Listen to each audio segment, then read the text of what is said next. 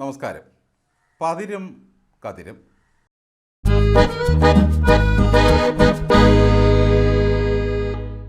നീ പഠിച്ച വിദ്യ മരണസമയം അടുക്കുമ്പോൾ ഓർമ്മയിൽ വരാതെ പോകട്ടെ. കർണനെ പരശുരാമൻ ശപിച്ചത് ഇങ്ങനെയായിരുന്നു. കുരുക്ഷേത്ര യുദ്ധത്തിൻ്റെ 17-ാം ദിവസം അർജുനനും കർണനും തമ്മിൽ പോരാടി. കർണൻ്റെ സർപ്പമുഖ ബാണത്തിൽ നിന്നും അർജുനൻ തലനാരിഴയ്ക്കാണ് രക്ഷപ്പെട്ടത്.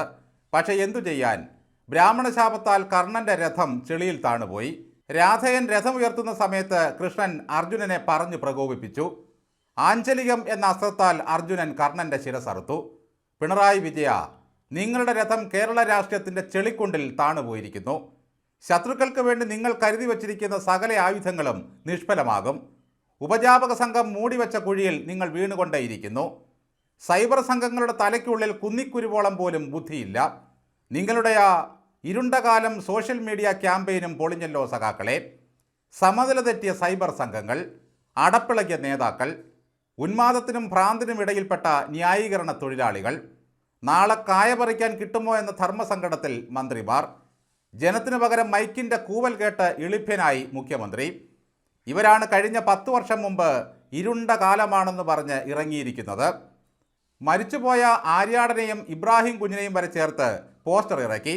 പക്ഷേ അതിൽ KM മാണിയില്ല. ഇടമലയാർ കേസിൽ അകത്തുപോയ ബാലകൃഷ്ണ പിള്ളയുമില്ല. മരിച്ചുപോയവരെയും തെരഞ്ഞെടുപ്പ് കാലത്ത് ആക്ഷേപിക്കുന്ന കമ്മിബുദ്ധി അപാരം തന്നെ. എല്ലാം തിരിച്ചടിച്ചപ്പോൾ പലതും പിൻവലിച്ചു. മകനെ തിരിച്ചു വരില്ലേ എന്ന് പിണറായി വിജയൻ മകനോട് പറയുന്നതായി സങ്കല്പിക്കൂ. ക്ലിഫ് ഹൗസിൽ എത്ര മുറിയുണ്ടെന്ന് എൻ്റെ മകൻ അറിയില്ലെന്ന് പറഞ്ഞ അച്ഛനാണ് പിണറായി.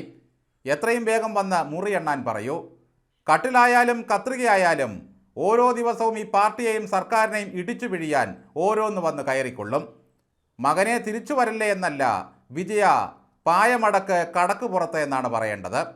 കഴിഞ്ഞ 10 വർഷത്തെ ഭരണനേട്ടമൊന്നും എഴുന്നള്ളിക്കാനില്ല. അതിന് മറ്റുള്ളവരുടെ അഴിമതി വെച്ച് വോട്ട് പിടിക്കുകയാണ്.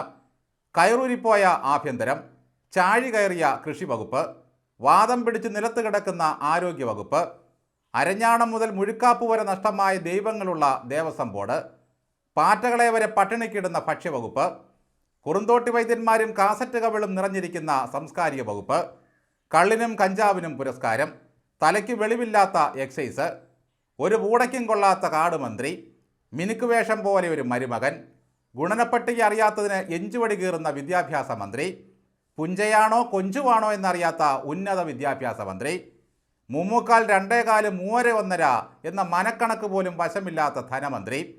ഈ പുള്ളികളാണ് 10 വർഷം മുമ്പ് ഭരണത്തിൽ നിന്ന് പോയ UDF സർക്കാരിനെ ഓങ്ങി ഇരുട്ടുകൊണ്ട് ഓട്ടയടയ്ക്കുന്നത്. ആരോഗ്യവകുപ്പാണ് ശരിക്കും കസർത്തുന്നത്.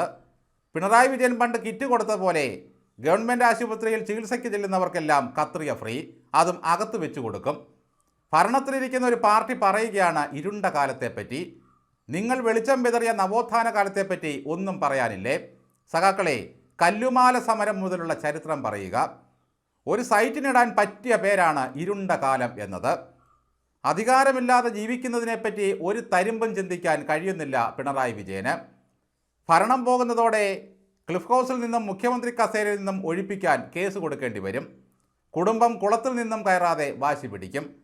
ഭരണം ഒഴിയുന്നതോടെ എങ്ങനെ ഗോളാന്തര യാത്രകൾ നടത്തും? ജഗതി ശ്രീകുമാർ ഒരു സിനിമയിൽ കുടുംബത്തെയും കൂട്ടി വീടിന് ചുറ്റും കറങ്ങിയ പോലെ ക്ലിഫ് ഹൗസിന് ചുറ്റും 3 തവണ കറങ്ങിയിട്ട് വേണം കണ്ണൂർക്ക് പോകാൻ. മകനെ തിരിച്ചു വരല്ലേ എന്ന വാക്ക് ഇടതിൻ്റെ അണ്ണാക്കിലടിക്കുന്ന അറം പറ്റിയ ഒരു യാചനയായി മാറി. ഓരോ അച്ഛനും മക്കളോട് പറയാൻ കൊതിക്കുന്നതും അതുതന്നെയാണ്. വിദേശത്ത് പഠിക്കാൻ പോയ മക്കളെ, നിങ്ങൾ മടങ്ങി വരല്ലേ. അടിമുടി ജനശത്രുവായി ഈ സർക്കാർ മടങ്ങി വരല്ലേ. ഉറങ്ങാൻ കള്ളു വേറെ വേണമെന്ന അവസ്ഥയിലാണ് ഈ സർക്കാർ. ഓരോ ദിവസവും എന്തെങ്കിലുമൊക്കെ കാറ്റൂതി വിടുന്ന സംഭവങ്ങളുണ്ടാകും. ഇപ്പോൾ സൈബർ സംഘം തമ്മിലടിക്കുകയാണ്. യാദവകുലം മുടിഞ്ഞത് എരികപ്പുല്ല് കൊണ്ട് പരസ്പരം കുത്തിയാണ്. ഈ പാർട്ടി വിശ്വാസികളുടെ ശാപത്താൽ ഉലക്ക വെറ്റിരിക്കുന്നു. രാഗിപ്പൊടിച്ച് കടലിലിട്ടാലും അത്യാപത്ത് തന്നെ.